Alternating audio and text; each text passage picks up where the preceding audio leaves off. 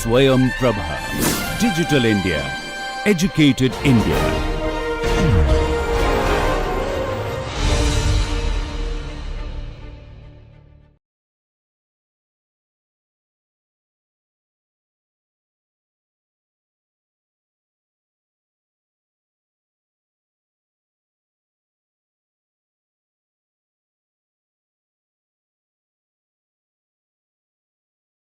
Well, students, मैं doctor Ajay Kumar Singh, faculty of law BHO. This is my 22nd lecture and topic है क्रूरता एवं घरेलू हिंसा. इस लेक्चर व्याख्यान के अंतर्गत ये देखने का प्रयास करेंगे कि क्रुएल्टी को और डोमेस्टिक वायलेंस को कैसे आपराधिक विधि के अंतर्गत दंडनीय बनाया गया है. स्क्रीन पर आप देखें, क्रूरता को क्रुएल्टी को भारतीय न्याय संहिता 2023 की धारा 85 के अंतर्गत 85 के अंतर्गत परिभाषित किया गया है. पहले इस क्रूरता को क्रुएल्टी को भारतीय दंड संहिता 1860 की धारा 498A के अंतर्गत परिभाषित किया गया था और दंडनीय बनाया गया था. वर्तमान में जो कानून बना है भारतीय संसद के द्वारा, भारतीय न्याय संहिता 2023, लगभग उसकी सारी बातें सेम है, धारा परिवर्तन हुआ है. धारा 85 में इसको परिभाषित और दंडनीय बनाया गया है. स्क्रीन पर आप देखें, मैंने धारा 85 को किस रूप में प्रस्तुत करने का प्रयास किया है. पहला, किसी स्त्री का पति या पति का नातेदार द्वारा ऐसी स्त्री के प्रति क्रूरता करना 3 वर्ष के कारावास से दंडनीय है. जुर्माने से भी वह दंडित होगा. इसका नेचर मैंने दूसरी स्लाइड पर लिखा हुआ है कि अपराध संज्ञेय है और गैर जमानती अपराध है. अर्थात क्रूरता से यहाँ पर क्रुएल्टी से तात्पर्य यहाँ पर कि जहाँ कोई पति या पति के नातेदार के द्वारा स्त्री के प्रति कोई शारीरिक हिंसा या कोई मानसिक हिंसा की जाए या बोले गए शब्दों के द्वारा या किए गए कार्य से ऐसी स्त्री कोई ऐसे कार्य करने के लिए विवश हो जाए जो उसकी शारीरिक अथवा मानसिक रूप से उसे क्षतिकारित करे, क्रूरता की कैटेगरी में रखा गया है. अपराध की गंभीरता को ध्यान में रखते हुए कि पति और पति के नातेदारों के द्वारा पत्नी को, उस विवाहिता स्त्री को किसी प्रकार की मानसिक यंत्रणा न दी जा सके, इसको रोकने के लिए, इसकी रोकथाम के लिए यद्यपि कारावास 3 वर्ष तक का ही है, परंतु नेचर जो अपराध की प्रकृति है उसको संज्ञेय बना दिया गया है और अजमानती बना दिया गया है कि जब संज्ञेय अपराध बना देंगे तो क्रुएल्टी का मात्र शिकायत किया जाना ही पुलिस को अधिकार प्रदान कर देगा कि ऐसे पति या पति के नातेदारों को तुरंत गिरफ्तार कर लिया जाए. तो गिरफ्तारी के डर से बचने के लिए कोई भी पति या पति के नातेदार के द्वारा किसी विवाहिता स्त्री के प्रति किसी प्रकार की शारीरिक हिंसा या घरेलू हिंसा नहीं की जाएगी. इसीलिए इस अपराध को न केवल संज्ञेय बनाया गया बल्कि अजमानती भी बनाया गया. अर्थात पति या पति का नातेदार कम से कम 90 दिन तक उसको जेल में रहना ही होगा यदि उस पति के विरुद्ध क्रूरता की FIR उसकी पत्नी के द्वारा करा दिया जाए. तो न केवल पति बल्कि पति के पिता और माता भी, अर्थात सास ससुर भी, अन्य कोई भी उसके संबंधी, उसके ननद, ऐसी ये सारे लोगों के विरुद्ध यदि क्रुएल्टी का अगर FIR होगा तो अपराध की चूँकि प्रकृति संज्ञेय है और अजमानती है तो पुलिस को अधिकार प्रदान कर देता है ये अपराध संज्ञेय हो जाने मात्र से कि पुलिस बिना न्यायालय के आदेश के ऐसे पति को या पति के नातेदारों को बिना न्यायालय के कहीं से कभी गिरफ्तार कर सकती है. तो निश्चित रूप से विधायिका की जो मंशा है क्रुएल्टी के अपराध को संज्ञेय बनाने के पीछे मंशा यही रही होगी कि इस अपराध की गंभीरता को ध्यान में रखते हुए यदि हम इसे संज्ञेय बना देंगे तो पति और पति के नातेदार जेल जाने के डर से, जेल जाने के भय से स्त्रियों के प्रति अपराध करने में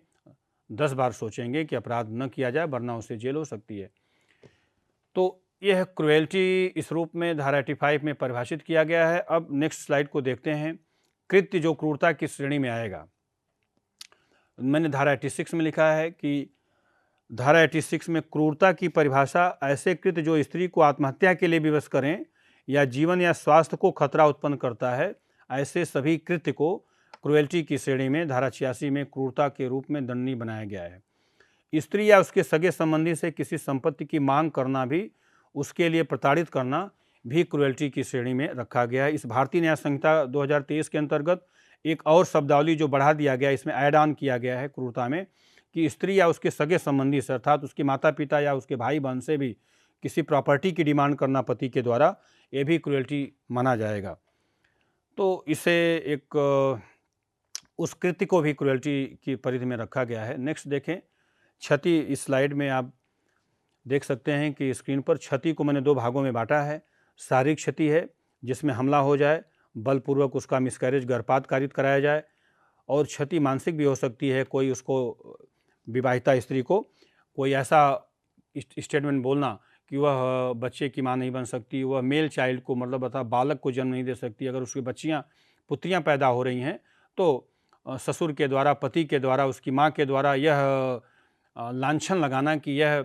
पुत्र बालक का जन्म नहीं दे सकती है, यह इस प्रकार का किसी भी इस प्रकार के स्टेटमेंट का प्रयोग किया जाना मानसिक क्षति की श्रेणी में आएगा और मानसिक क्षति क्रूएल्टी, क्रूरता मानी जाएगी और ऐसे व्यक्तियों के विरुद्ध आपराधिक कार्रवाई की जा सकती है। अब दहेज हत्या, डाउरी डेथ को भी इस क्रूएल्टी की श्रेणी में रखा गया। वर्तमान में जो भारतीय न्याय संहिता 2023 का कानून बनाया गया उसमें डाउरी को धारा 80 में परिभाषित किया गया है।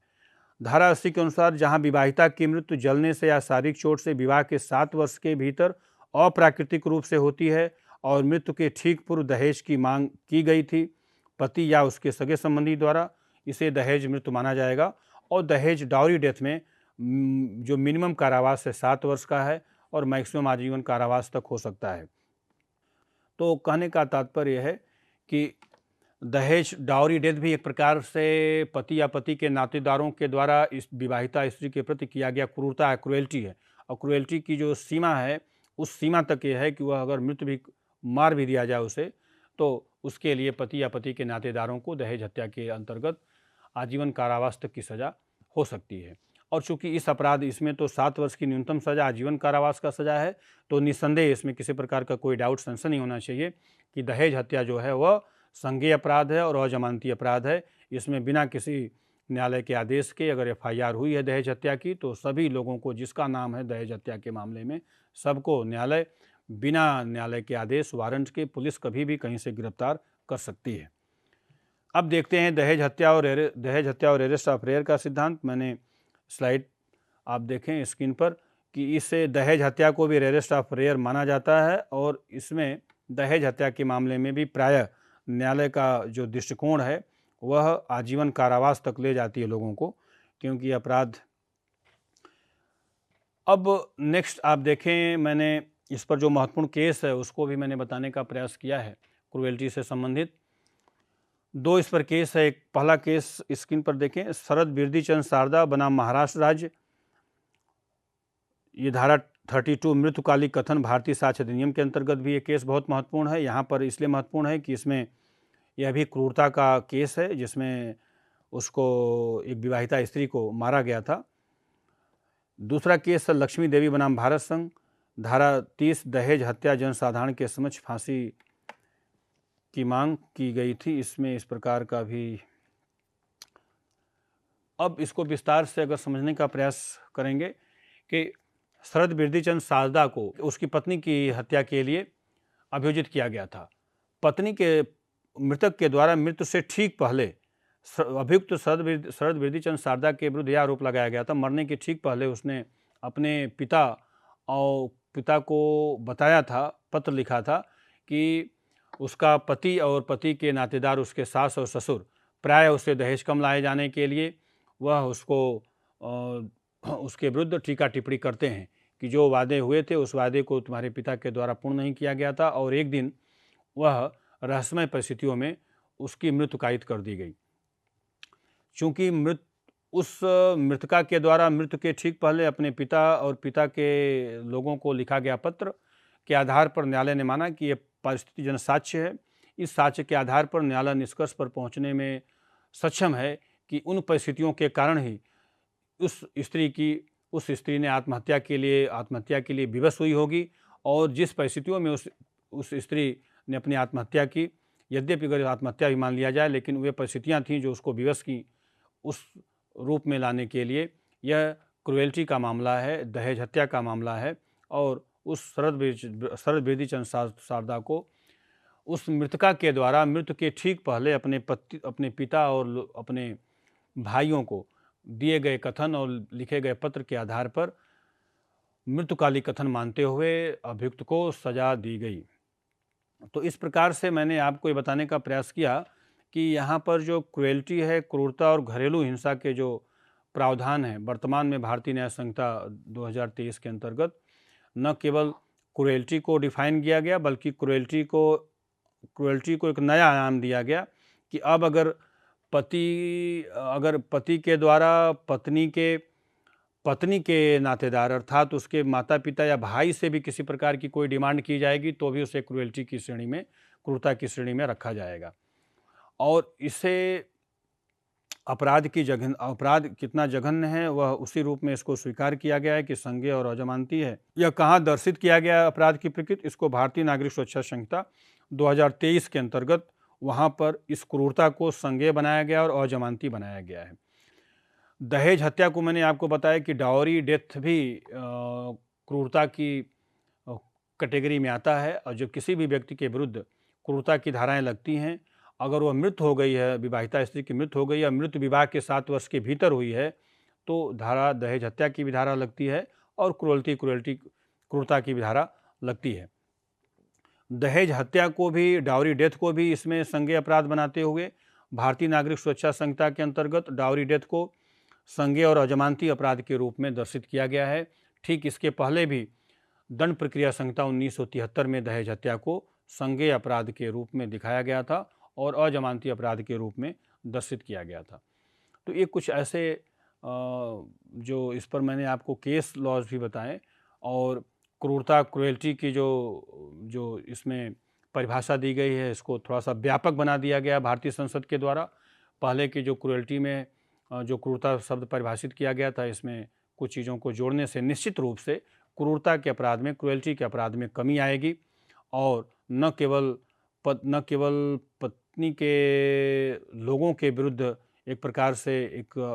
कानूनी नियंत्रण स्थापित होगा, बल्कि दहेज हत्या के मामलों में भी इस नवीन प्रावधान से कमी आएगी, क्योंकि डावरी डेथ के प्रावधान को भी इसमें परिभाषित करते हुए और दंडनीय बनाते हुए दहेज हत्या के मामले को भी कम करने के लिए यह कानून पर्याप्त साबित होंगे। और जो लक्ष्मी देवी बनाम भारत संघ का केस मैंने आपको बताया, इसमें भी लक्ष्मी देवी को भी दहेज हत्या अपनी बहू को जला करके मारने के लिए अभियोजित किया गया था और इस केस में चूँकि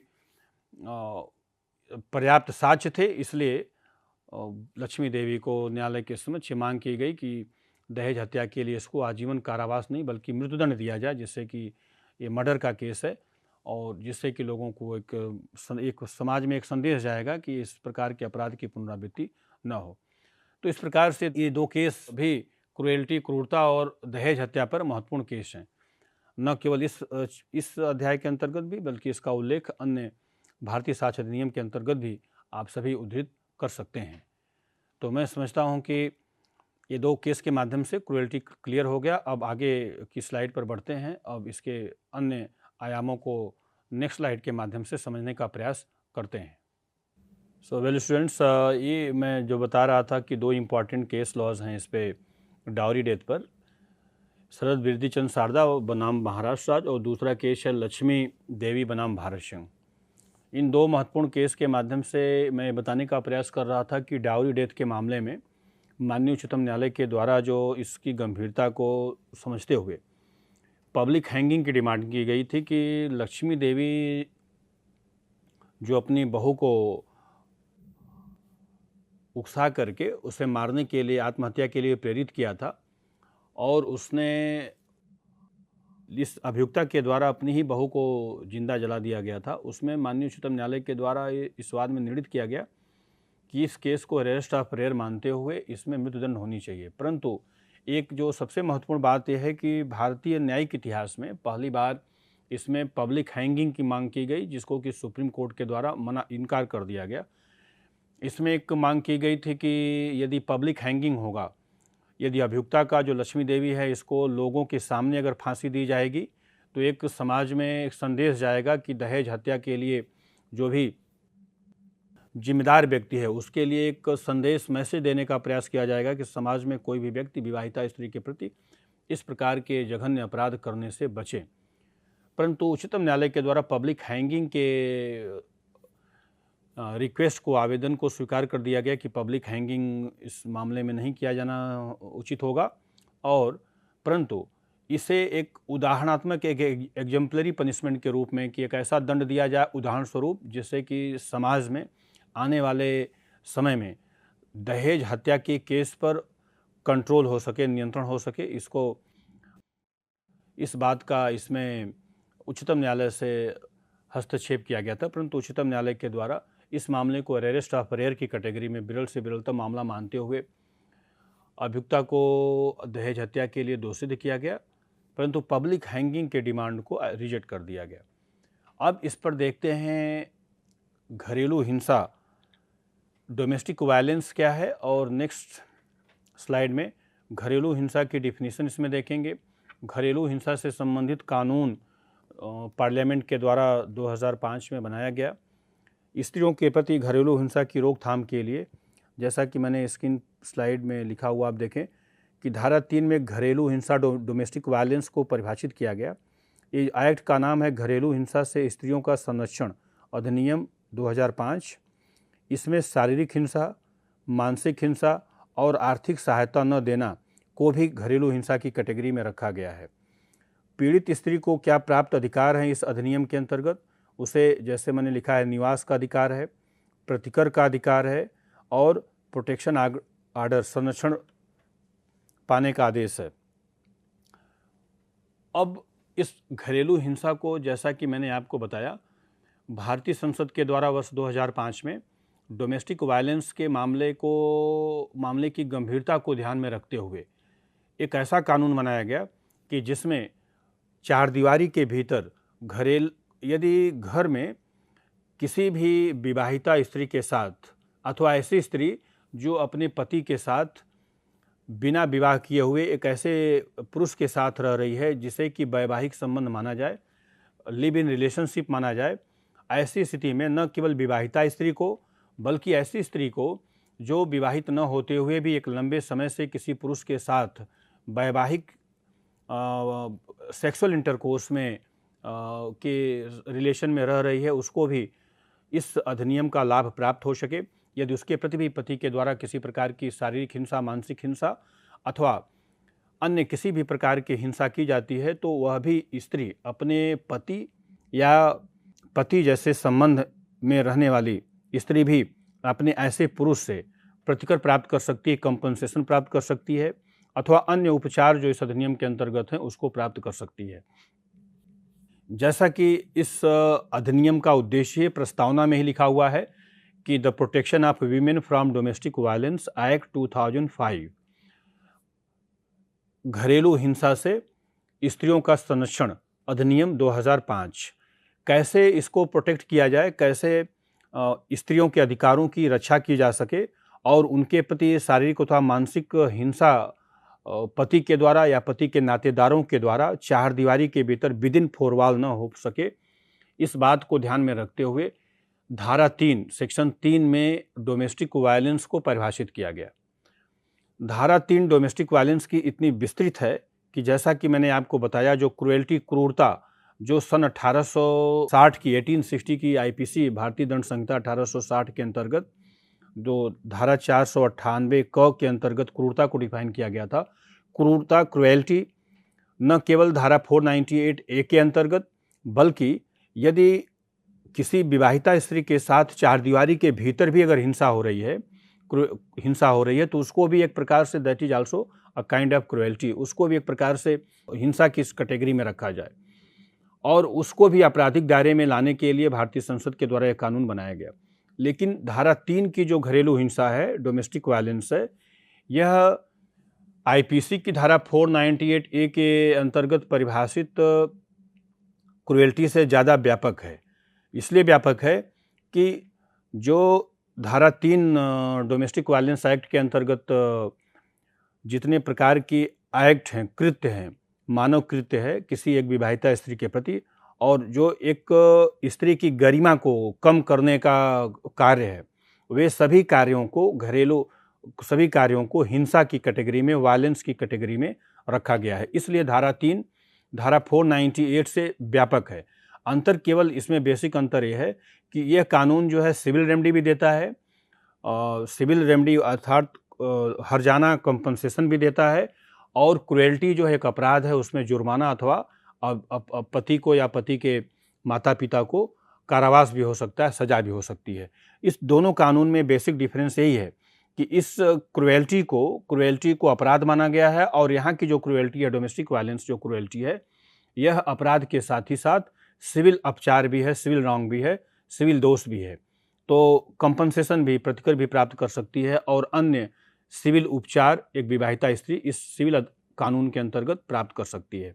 तो हिंसा को अपराध भी माना गया और यहाँ पर सिविल रॉन्ग भी माना गया, मतलब अर्थात ये पब्लिक रॉन्ग भी है as well as civil wrong भी है।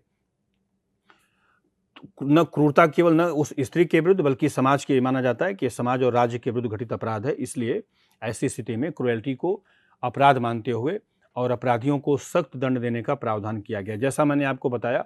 जो क्रुएल्टी धारा 498 के अंतर्गत है वह संज्ञेय अपराध है। उस अपराध की गंभीरता को ध्यान में रखते हुए उसको संज्ञेय अपराध बनाया गया कि क्रुएल्टी की मात्र एक FIR हो जाना, जिस व्यक्ति के विरुद्ध FIR क्रुएल्टी की हुई है, पति अथवा उसके माता पिता या अन्य उसके किसी भी सगे संबंधी के विरुद्ध यदि क्रूरता की FIR हुई है, तो निश्चित रूप से पुलिस को अधिकार प्राप्त है कि ऐसे व्यक्तियों को पुलिस बिना न्यायालय के आदेश कभी भी गिरफ्तार कर सकती है। पहला। दूसरा यह है कि क्रूरता क्रुएल्टी चूंकि क्राइम है और क्राइम जघन्य अपराध की श्रेणी में इसको रखा गया है, संज्ञेय कॉग्निजेबल ऑफेंस रखा गया, और न केवल पुलिस को अधिकार दिया गया कानून के अंतर्गत कि वह बिना न्यायालय के आदेश के गिरफ्तार कर सके, साथ ही साथ पुलिस ऐसे मामलों में जमानत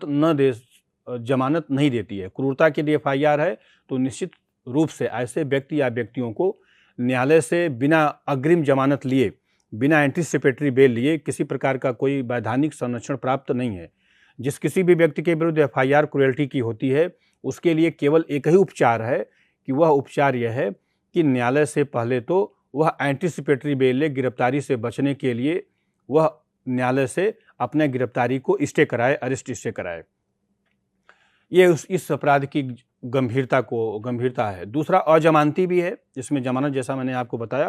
कि जमानत देना न्यायालय का विवेक है, और यदि पति के विरुद्ध या पति के सगे संबंधियों के विरुद्ध पहले भी उसकी पत्नी ने क्रूरता के कोई मामले लगाए हैं, परिवाद शिकायत किए हैं, तो निश्चित रूप से दूसरी स्थिति में पति या पति के नातेदारों को जमानत मिलने की संभावना समाप्त हो जाएगी और केवल एक ही रास्ता बचता है, पति और पति के नातेदारों को पुलिस के द्वारा गिरफ्तार करना और जेल भेजना। तो यह चूंकि स्त्रियों के प्रति भारतीय समाज में जो स्त्रियों की स्थिति थी, उस स्थिति को ध्यान में रखते हुए इस कानून को संज्ञेय बनाया गया और अजमानती बनाया गया, जिससे कि उसके पति या पति के नातेदारों के द्वारा स्त्री के प्रति किसी प्रकार की क्रूरता या हिंसा न हो सके। इसलिए इस अपराध को जघन्य अपराध की कैटेगरी में, श्रेणी में रखा गया। 2005 का जो डोमेस्टिक वायलेंस एक्ट 2005 का है, वह किस संदर्भ में महिलाओं को ज़्यादा व्यापक अधिकार दिया है, वह इस व्याख्यान के माध्यम से मैं बताने का प्रयास कर रहा हूं। और IPC की धारा 498 के अंतर्गत इसको, या जो भारतीय न्याय संहिता 2023 का बना हुआ है, उसमें धारा 80 दहेज हत्या के अंतर्गत अगर क्रूरता की सीमा अगर पार करके अगर पति के द्वारा विवाहिता स्त्री की हत्या कर दी जाए, तो उसे दहेज हत्या मानते हुए यह क्रुएल्टी के विभिन्न आयामों को आपराधिक विधि के अंतर्गत समाहित किया गया है, जिससे कि अपराधियों को दंडित किया जा सके।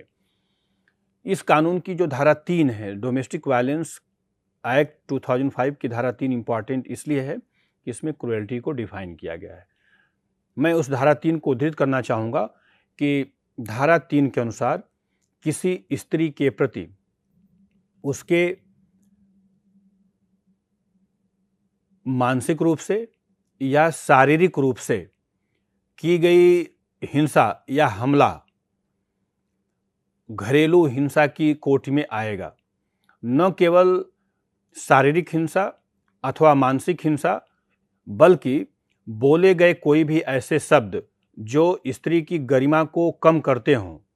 अथवा स्त्री की तुलना किसी ऐसे प्राणी से करना, किसी ऐसे जीव जंतु से करना कि जो उसकी गरिमा को, मानव गरिमा को ठेस पहुंचाने वाला हो, वह भी क्रूएल्टी की श्रेणी में, घरेलू हिंसा की श्रेणी में आता है। जैसे कि किसी विवाहिता स्त्री की तुलना किसी ऐसे देवी देवता से करना जिस देवी देवता को भारतीय समाज में आक्रामक रूप से दिखाया गया है। जैसे यदि पति के द्वारा अपनी पत्नी को काली के रूप में कहना, यह भी एक प्रकार से घरेलू हिंसा की कोर्ट में आएगा और उसकी कंप्लेंट या परिवाद या एफआईआर यदि पति के विरुद्ध होती है तो घरेलू हिंसा की कैटेगरी में मानते हुए उसको गिरफ्तार किया जा सकता है। बोले गए शब्दों के द्वारा या किए गए आचरण के द्वारा या पति के नातेदारों के द्वारा, उसकी माँ या उसके पिता के द्वारा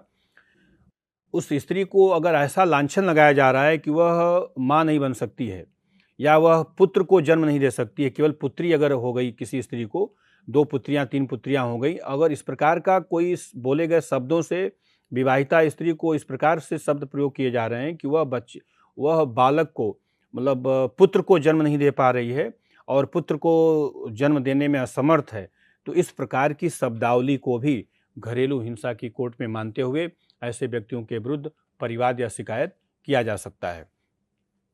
न केवल ऐसे बोले गए शब्द या आचरण बल्कि स्त्री को उसके आर्थिक अधिकार से वंचित करना, अर्थात यदि स्त्री के द्वारा मांगे गए पैसे से यदि स्त्री अपने भरण पोषण के लिए या अपने बच्चे के भरण पोषण के लिए या अपनी दैनिक दिनचर्या के लिए यदि आर्थिक डिमांड करती है, पैसे की डिमांड करती है पति से, तो उस पैसे की डिमांड से ऐसी स्त्री को वंचित करना भी घरेलू हिंसा की कोर्ट में रखा गया है। और ये माना गया है यदि विवाहिता स्त्री उसे उसके आर्थिक अधिकारों से डिप्राइव किया जा रहा है, if she is deprived from her economic right, तो it will also come within purview of domestic violence और इससे भी घरेलू हिंसा की कैटेगरी में माना जाएगा। अगला जो वायलेंस को कैटेगरी में रखा गया, मैंने जैसा कि आपको बताया कितना व्यापक बनाया गया, किसी स्त्री के द्वारा प्राप्त किए गए उपहार जो उसने गिफ्ट पाया है, जो उसने विवाह के दौरान उसको उसके माता पिता ने या उसके अन्य किसी सगे संबंधी ने कोई उपहार स्वरूप कोई पैसा, धनराशि, आभूषण, ज्वेलरी दिया है, उस ज्वेलरी को पति या पति के माता पिता के द्वारा अपने पास रख लेना और पत्नी को न देना, यह भी डोमेस्टिक वायलेंस की कैटेगरी में माना जाएगा। और पत्नी यदि साबित कर ले गई, न्यायालय में अगर कंप्लेंट के माध्यम से अगर साबित कर ले गई कि उसको गिफ्ट में मिले हुए जेवरात, ज्वेलरी, आभूषण भी पति या पति के नातेदारों के द्वारा रख लिया गया है और उसको नहीं दिया जा रहा है या किसी विशेष अवसर विशेष पर उसे पहनने के लिए नहीं दिया जा रहा है, तो यह भी घरेलू हिंसा की श्रेणी में माना जाएगा, डोमेस्टिक वायलेंस माना जाएगा। और ऐसी पीड़िता स्त्री ऐसे लोगों के विरुद्ध न्यायालय में परिवाद कंप्लेंट फाइल कर सकती है और न्यायालय के द्वारा मामले को संतुष्ट हो जाने पर न्यायालय के द्वारा ऐसे मामले में एप्रोप्रिएट ऑर्डर, आदेश जारी किया जा सकता है। तो ये तो हो गया डोमेस्टिक वायलेंस की डिफिनीशन धारा 3 के अंतर्गत। अब देखते हैं कि डोमेस्टिक वायलेंस यदि परिवाद कर दिया गया, कंप्लेंट फाइल कर दिया गया कोर्ट में, तो इसका रेमेडी क्या, उपचार क्या है। मैंने इसको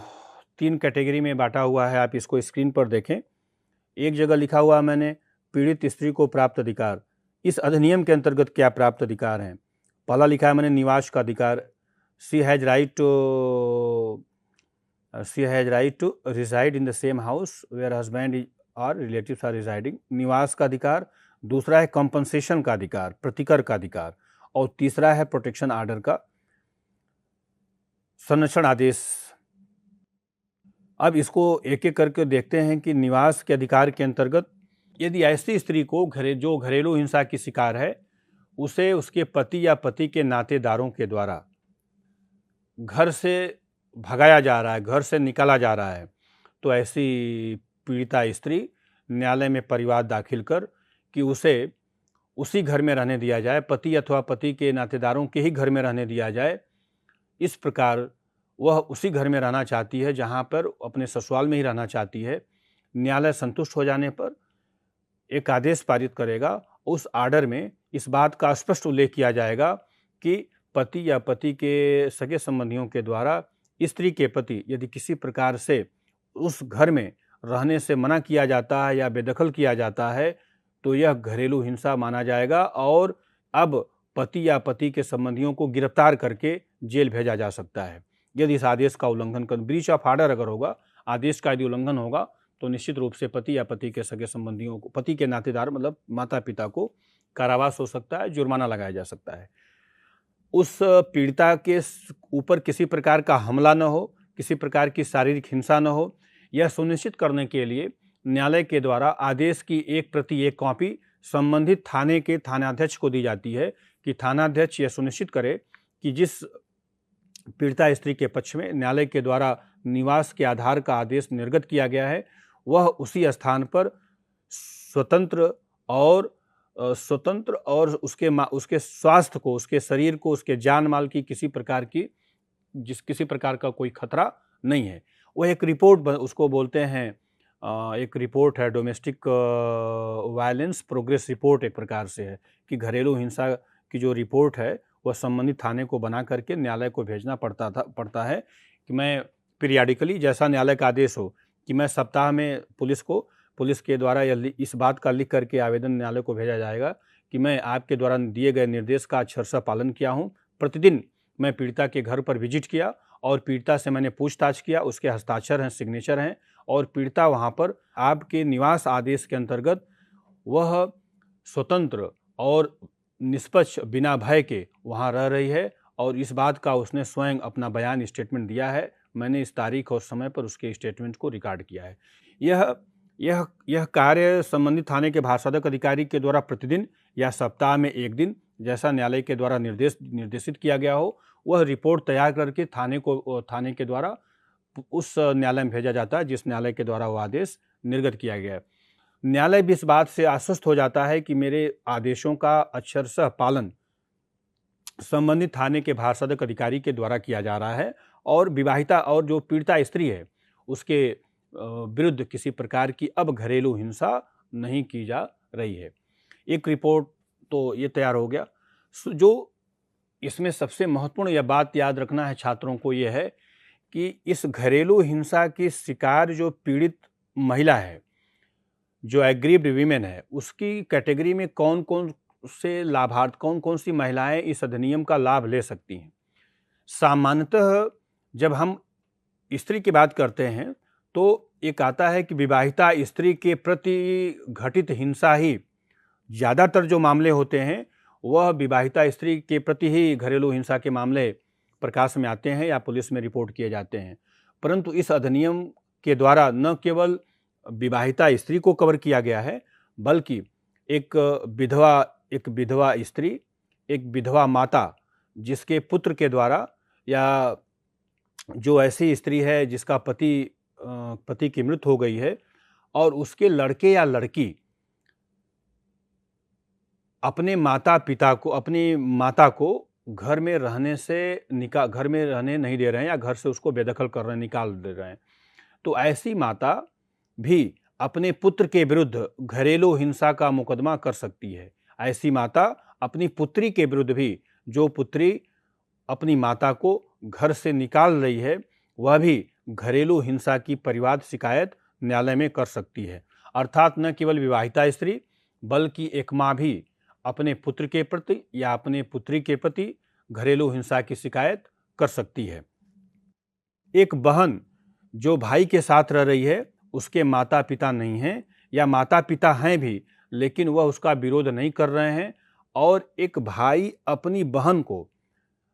उसके पैतृक आवास से बहन को बाहर निकाल रहा है, बहन के साथ अभद्रता का व्यवहार कर रहा है या बहन को घर से बेदखल कर रहा है, घरेलू हिंसा माना जाएगा। और बहन को भी अधिकार है कि वह अपने भाई के विरुद्ध परिवाद कर, FIR कर, अपने भाई के विरुद्ध उसी घर में रहने का, निवास के अधिकार का आदेश न्यायालय से प्राप्त कर सकती है।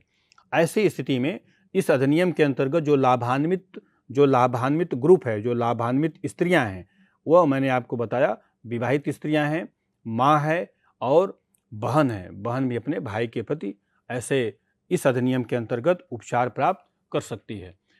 तो ये ध्यान रखना है। अब निवास के अधिकार के पश्चात जो दूसरा सबसे महत्वपूर्ण अधिकार है, उपचार, रेमेडी इसको अगर बोले इस अधिनियम के अंतर्गत, तो वह उपचार है कंपनसेशन प्राप्त करने का, प्रतिकर प्राप्त करने का, भरण पोषण प्राप्त करने का अधिकार, मेंटेनेंस प्राप्त करने का अधिकार।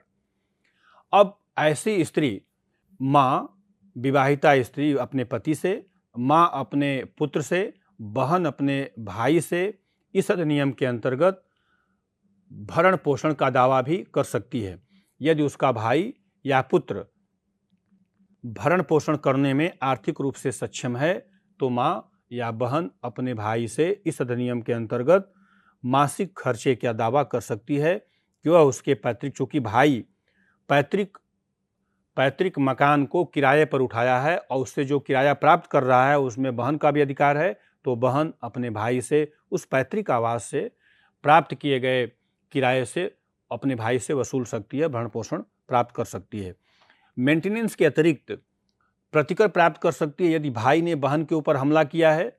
अगर बहन को शारीरिक चोट आई है तो जितना भी इलाज में खर्च हुआ है वह धनराशि एलॉन्ग विथ अन्य खर्चे जो न्यायालय उचित समझे। माँ के प्रति अगर पुत्र ने हिंसा किया है तो माँ अपने पुत्र के विरुद्ध इलाज में हुए सभी खर्चे, जितना भी डॉक्टर ने सर्टिफाई कर दिया कि इस नर्सिंग होम का इतना पैसा इनके इलाज में लगा है, वह धनराशि प्लस अन्य कोई भी धनराशि जो न्यायालय तथ्य एवं परिस्थितियों को ध्यान में रखते हुए डिसाइड करे, उतना धनराशि ऐसे पुत्र को अपनी माता का या ऐसे भाई को अपनी बहन को प्रतिकर के रूप में, कंपनसेशन के रूप में देना पड़ेगा। तो मैंने आपको बताया जो फाइनेंशियल असिस्टेंस है, आर्थिक सहायता है, वह आर्थिक सहायता का जो अधिकार है वह 3 रूपों में हो सकता है। एक तो मेडिकल एक्सपेंसेज हो सकता है, जितना चिकित्सीय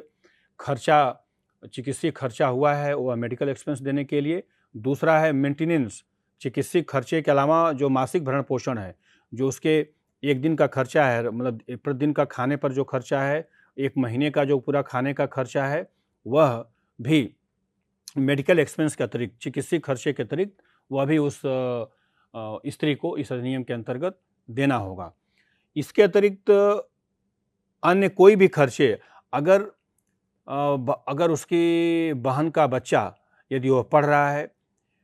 किसी स्कूल में, तो उस बच्चे की फीस का भी, उस बच्चे का जो मासिक फीस है उसको भरने का आदेश भाई को दिया जा सकता है। कब? जब भाई अपने माता पिता की संपत्ति को से धनार्जन कर रहा, पैसा लाभ प्राप्त कर रहा है, तो उस संपत्ति में उसकी बहन का भी अधिकार है। यदि उस अधिकार से वंचित किया जाता है तो घरेलू हिंसा की कैटेगरी में मानते हुए और उसके साथ मारपीट की जाती है तो वह इस अधिनियम के अंतर्गत लाभ प्राप्त कर सकती है। ये प्रतिकर का, ये तो हो गया राइट टू गेट कंपनसेशन, प्रतिकर प्राप्त करने का अधिकार। इसके पश्चात तीसरा जो महत्वपूर्ण अधिकार है इस अधिनियम के अंतर्गत पीड़ित स्त्री का, वह है उसका संरक्षण का अधिकार। प्रोटेक्शन ऑर्डर न्यायालय जारी कर सकती है। प्रोटेक्शन ऑर्डर चूंकि इस अधिनियम के अंतर्गत स्त्री को प्राप्त सबसे व्यापक अधिकार देता है,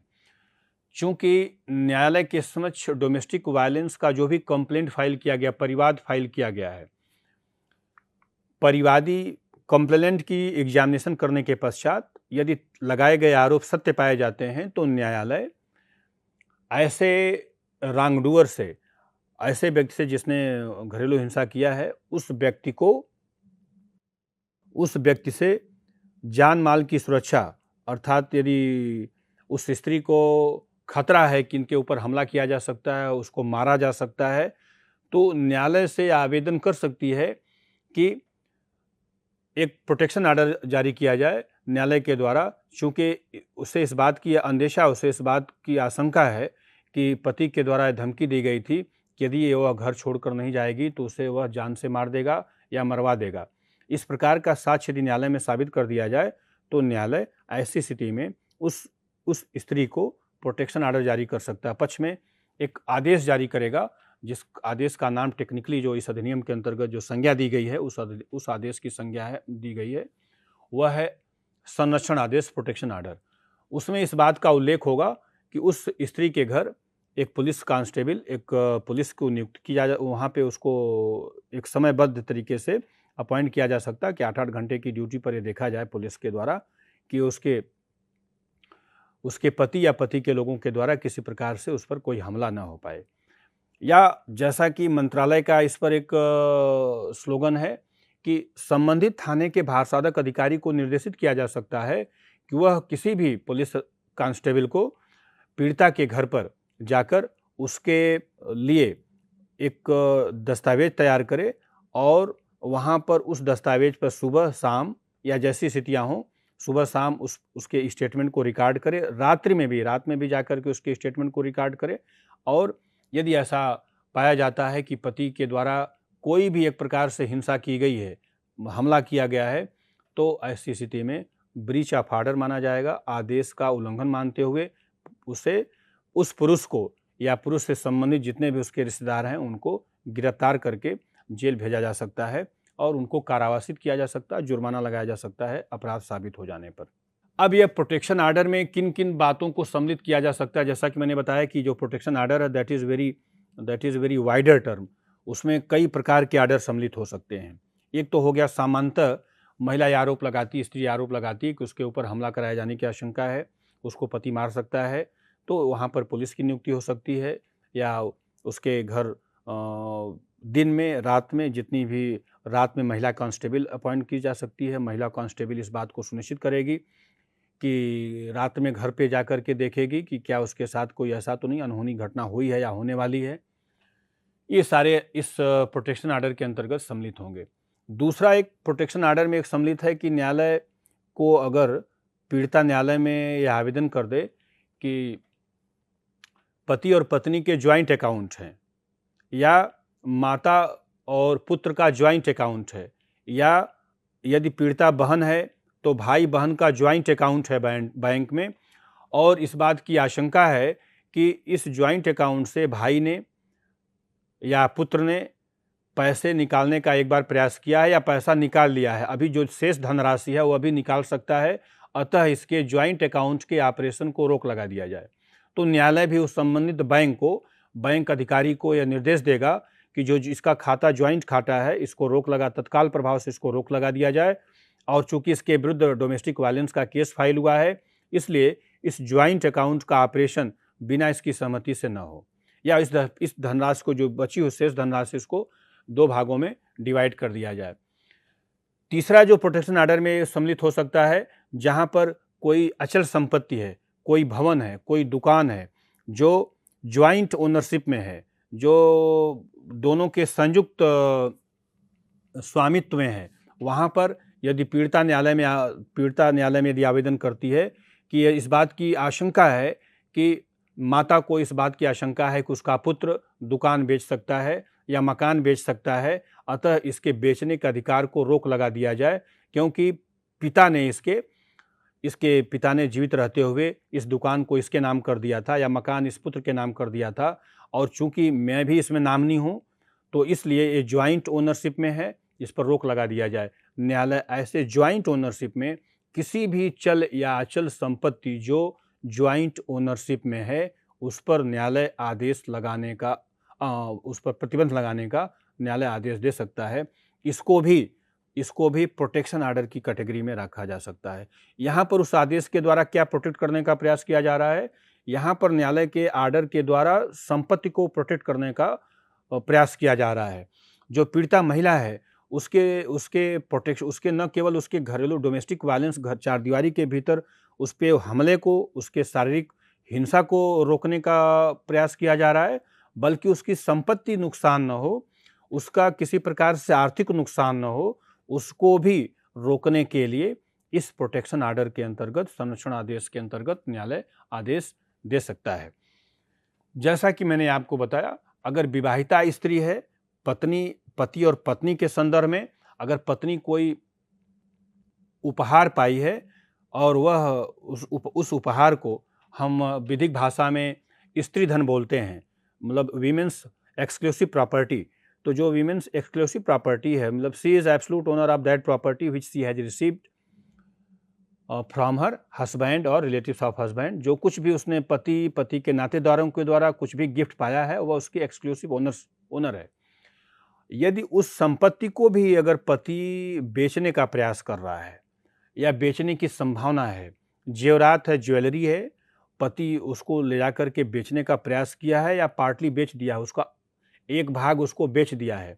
न्यायालय में अगर वह साबित कर ले जाए कि उसके एक कुछ संपत्ति को, ज्वेलरी को उसके पति ने बेच दिया है, तो और अन्य ज्वेलरी को बेचने से रोक दिया जाए। कोर्ट वहाँ पर प्रोटेक्शन ऑर्डर जारी कर सकता है कि जितनी भी ज्वेलरी मिली हुई है उसकी अगर रिसीट है, उसकी रिसीट है कि इस दुकान से खरीदा हुआ इस विवाह के पहले इसने इसे विवाहिता स्त्री ने प्राप्त किया है, उस दस्तावेज के आधार पर न्यायालय पति को निर्देशित करते हुए कि जो शेष ज्वेलरी है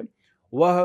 कोर्ट की कस्टडी में किया जाए या पत्नी को वापस कर दिया जाए, और पत्नी इस बात का न्यायालय में प्रमाण पत्र दे कि उसने सारी ज्वेलरी अपनी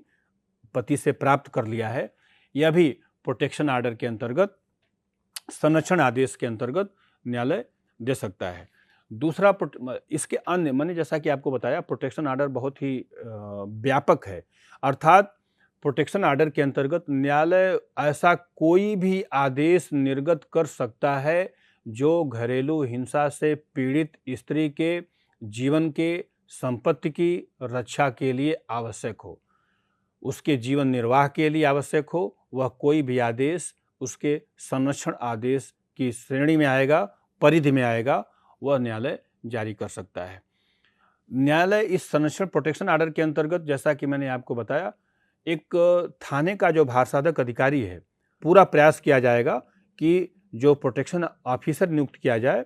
थाने का जो संरक्षण अधिकारी नियुक्त किया जाए, वह महिला कांस्टेबल ही हो या महिला पुलिस अधिकारी हो, क्योंकि पीड़िता महिला पुलिस अधिकारी से अपनी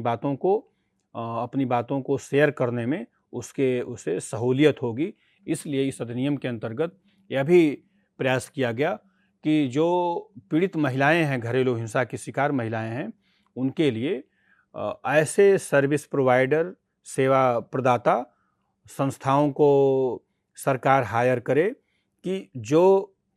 महिलाओं के कल्याण के लिए विगत कई वर्षों से, न्यूनतम 10 वर्षों से कार्य कर रही हों, ऐसे संस्थाओं को ही इस अधिनियम के अंतर्गत सर्विस प्रोवाइडर के रूप में रखा जाए, जो घरेलू हिंसा से शिकार महिलाओं की जो मानसिक, उनकी साइकोलॉजी है, उनके अगर वो मानसिक रूप से वो परेशान हैं, तो उनको भी उस दायरे से बाहर लाने के लिए ऐसी एजेंसियों का सहयोग लिया जा सकता है। तो ये मैंने आपको बताया कि घरेलू हिंसा से संरक्षण प्रदान करने के लिए इस अधिनियम डोमेस्टिक वायलेंस एक्ट 2005 के अंतर्गत क्या क्या उपचार उपलब्ध हैं, इसको मैंने आपको विस्तार से बताने का प्रयास किया। तो मैं इसमें बताने का प्रयास ये कर रहा था कि क्रूएल्टी के लिए क्या लीगली मैरिज ज़रूरी है, या ऐसे व्यक्ति जो पति पत्नी के रूप में कई वर्षों से एक साथ रह रहे हैं, उनको भी इस अधिनियम का लाभ प्राप्त होगा। आप स्क्रीन पर देखें, मैंने इसको 2 भागों में डिवाइड किया है कि क्रूएल्टी के लिए न केवल विवाहित स्त्री लिखा, जो मैरिड वेमेन है वे, या अथवा लंबे समय से पति पत्नी के रूप में रह रहे हों, ऐसे व्यक्ति भी इस अधिनियम के अंतर्गत, ऐसी महिला भी इस अधिनियम का फ़ायदा ले सकती है। दूसरी तरफ मैंने लिखा है इसको कि लिव इन रिलेशनशिप में रह रहे स्त्री भी हकदार हैं, अर्थात अब जो क्रूएल्टी को, चूँकि जो सुप्रीम कोर्ट का एक निर्णय आया कि ऐसे पुरुष या स्त्री जो एक लंबे समय से विवाहित न होते हुए भी वह विधि के द्वारा स्थापित प्रक्रियाओं के पालन किए बिना विवाहित किए हैं, जैसे कि जो हमारा या हिंदू विवाह अधिनियम के अंतर्गत जो औपचारिकताएं हैं उसको बिना पूर्ण किए हुए विधितः विवाहित नहीं है, परंतु फिर भी पति पत्नी के रूप में कई वर्षों से एक साथ रह रहे हैं, उसको एक नया नाम दिया गया उस रिलेशनशिप को, लिव इन रिलेशनशिप। तो लिव इन रिलेशनशिप में रहने वाले स्त्री और पुरुष को भी कानून की दृष्टि में पति और पत्नी ही माना जाता है, और ऐसी स्त्री अपने उस पुरुष मित्र के विरुद्ध, जिसके साथ वह कई वर्षों से पति पत्नी के रूप में रह रही है, उन सभी लाभ को प्राप्त करने की हकदार है जो विधितः लीगली मैरिड वीमेन अपने हस्बैंड के विरुद्ध अधिकार का दावा कर सकती है। अर्थात ऐसी स्त्री अपने पति से संपत्ति में अधिकार प्राप्त कर सकती है, भरण पोषण प्राप्त कर सकती है, उसके उत्तराधिकार के नॉमिनी के रूप में वह जुड़ी जा सकती है। कानून ऐसा मानता है कि जब स्त्री और पुरुष बिना विवाह किए हुए कई वर्षों से एक साथ रह रहे हैं तो निश्चित रूप से ऐसी स्त्री के अधिकारों को संरक्षित किया जाए जिससे कि पुरुष उसका लाभ न उठा पाए और उसके यदि पुरुष उस ऐसी स्त्री को अपने संबंधों से ब्रेक करता है, संबंधों से हटाता है, तो स्त्री भी न्यायालय में वाद दाखिल करके अपने अधिकारों को उस ऐसे पुरुष से जिसके साथ उसका विवाह नहीं हुआ परंतु वह पति पत्नी के रूप में रह रही थी, वे सारे उपचार कानून के अंतर्गत प्राप्त कर सकती है।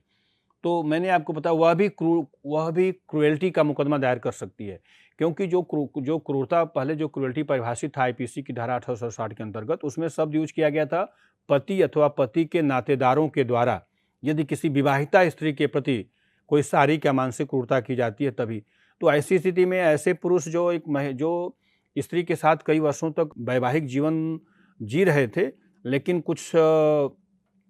और फिर पुनः जब उनके मन में कोई ऐसी बात आई तो वो ऐसी महिलाओं को त्याग करके फिर कोई दूसरा विवाह कर लिया या उसका त्याग कर दिया। तो ऐसी स्त्री जो एक 20 वर्षों से 10 वर्षों से एक पुरुष के साथ बिना विवाह किए हुए रह रही है और बच्चे भी अगर पैदा हो गए तो यह बच्चे धर्म संतान माने जाएंगे, लेजिटिमेट चाइल्ड माने जाएंगे और ऐसी स्त्री को वैधानिक संरक्षण प्रदान करने के लिए माननीय उच्चतम न्यायालय के द्वारा निर्णित किया गया कि ऐसी स्त्री भी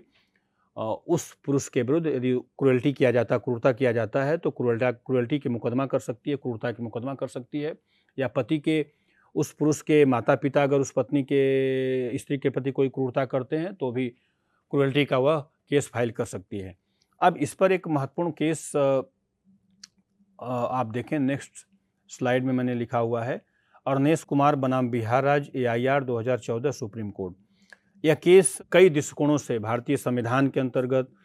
भारतीय नागरिक सुरक्षा संहिता 2023 के अंतर्गत और तीसरा जो कानून है भारतीय न्याय संहिता 2023 के अंतर्गत यह केस महत्वपूर्ण है। महत्वपूर्ण इसलिए है कि यह भी केस क्रूएल्टी से संबंधित है, क्रूरता से संबंधित है। आप इसको देखें, मैंने एक तरफ लिखा हुआ है फैक्ट तथ्य और दूसरी तरफ लिखा हुआ है संस्था का। इस मामले में अपीलांट के विरुद्ध, जो अपीलार्थी है के विरुद्ध आईपीसी की धारा 498 क के अंतर्गत FIR किया गया। अब FIR जैसा कि मैंने आपको बताया संज्ञेय अपराध होना और जमानती अपराध है, तो निश्चित रूप से पुलिस गिरफ्तार कर लेगी। गिरफ्तारी से बचने के लिए एंटीसिपेटरी बेल के लिए संविधान के आर्टिकल 136 के अधीन सुप्रीम कोर्ट में आवेदन किया जाता है। अब दूसरी तरफ मैंने लिखा हुआ है कि NCRB 2012 का एटमी डेटा है, क्रूएल्टी के 85% मामलों में चार्जशीट होती है और कन्विक्शन रेट इसमें 15%। दोषसिद्धि के जो मामले हैं न्यायालय मानती है कि 15% इसमें सही है, 85% फर्जी मामले हैं। जैसा कि मैंने आपको बताया, अर्नेश कुमार की केस भारत में क्रूरता से संबंधित, क्रूएल्टी से संबंधित एक आई ओपनर है, अर्थात जो क्रूरता के फर्जी मुकदमे होते हैं उससे संबंधित एक बहुत महत्वपूर्ण यह मामला है। और इस केस में जैसा कि मैंने आपको बताया, अर्नेश कुमार के विरुद्ध उसकी पत्नी के द्वारा ही एक परिवाद किया गया। पुलिस को एक शिकायत की गई कि पति और उसके पति के माता पिता के द्वारा 8 लाख रुपया, टेलीविज़न, फ्रिज, कार की डिमांड की गई और न दिए जाने पर पति और पति के माता पिता के द्वारा उस विवाहिता स्त्री के प्रति अमानवीय व्यवहार किया जा रहा था और एक दिन उसे घर से निकाल दिया गया। अब इन साक्ष्यों के आधार पर कानून ये कहता है कि एक क्रूएल्टी का मामला बनता है और एक क्रूएल्टी की परिधि में आता है।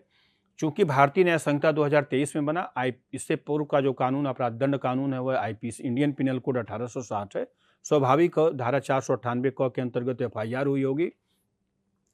और उस FIR का परिणाम ये हुआ कि जैसा मैंने आपको बताया, क्रूरता चूंकि संज्ञेय अपराध है और अजमानती अपराध है, FIR हुई नहीं कि पुलिस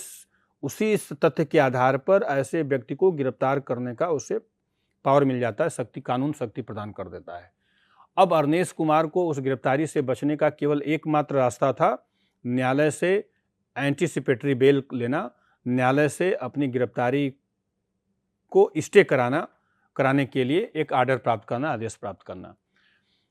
प्रस्तुत मामले में अरनेश कुमार ने उस शिकायत के आधार पर बिहार में जिला सत्र न्यायालय से बेल के लिए, जमानत के लिए आवेदन दायर करते हैं। जमानत अस्वीकार कर दिया जाता है, बेल उनकी रिजेक्ट हो जाती है। बेल का रिजेक्शन हो जाना भी पुलिस को अधिकार प्राप्त हो जाता है कि पुलिस कभी भी अभियुक्त को कहीं से गिरफ्तार कर सकती है। पुनः अरनेश कुमार अपनी गिरफ्तारी से बचने के लिए पटना हाई कोर्ट में जमानत की याचिका प्रस्तुत करते हैं, परंतु पटना हाई कोर्ट ने भी जमानत देने से इनकार कर दिया। अब ऐसी स्थिति में जिस किसी भी व्यक्ति को हाई कोर्ट से भी जमानत नहीं मिलती, उसके लिए भारतीय संविधान की आर्टिकल 136 ही एक मात्र उपचार बचता है। जैसा कि मैंने आपको बताया, यह केस न केवल भारतीय नागरिक सुरक्षा संहिता 2023 के अंतर्गत, न केवल इस भारतीय न्याय संहिता के अंतर्गत ये केस इम्पॉर्टेंट है, लेकिन बल्कि भारतीय संविधान में भी इम्पॉर्टेंट है, क्योंकि इंडियन कॉन्स्टिट्यूशन के आर्टिकल 136 के अंतर्गत, संविधान के अनुच्छेद 136 के अंतर्गत विशेष अनुमति से याचिका प्रस्तुत की गई। अब उच्चतम न्यायालय ने इस याचिका को स्वीकार कर लिया। चूंकि संविधान के आर्टिकल 136 में पावर दिया गया कि कोई भी व्यक्ति सुप्रीम कोर्ट जा तो सकता है, याचिका कर सकता है अधीनस्थ न्यायालय के निर्णय के विरुद्ध, लेकिन वह तब है जब उच्चतम न्यायालय को प्रतीत होता है कि व्यथित एग्रीड पार्टी ने निचली सभी न्यायालयों से उपचार प्राप्त कर लिया है और वह संतुष्ट नहीं है, वह सेटिस्फाई नहीं है, और मामला लगता है प्रथम दृष्टया यह केस जो है उच्चतम न्यायालय के द्वारा सुना जाना आवश्यक है, तभी उस आवेदन को सुप्रीम कोर्ट आर्टिकल 136 के अंतर्गत विशेष अनुमति से उस याचिका को स्वीकार करता है। इसीलिए इसका नाम ही है स्पेशल लीव पिटीशन, विशेष अनुमति से याचिका। अब सुप्रीम कोर्ट के समक्ष जब इस याचिका को स्वीकार की गई तो उच्चतम न्यायालय के समक्ष, मैंने जैसा कि आपको बताया,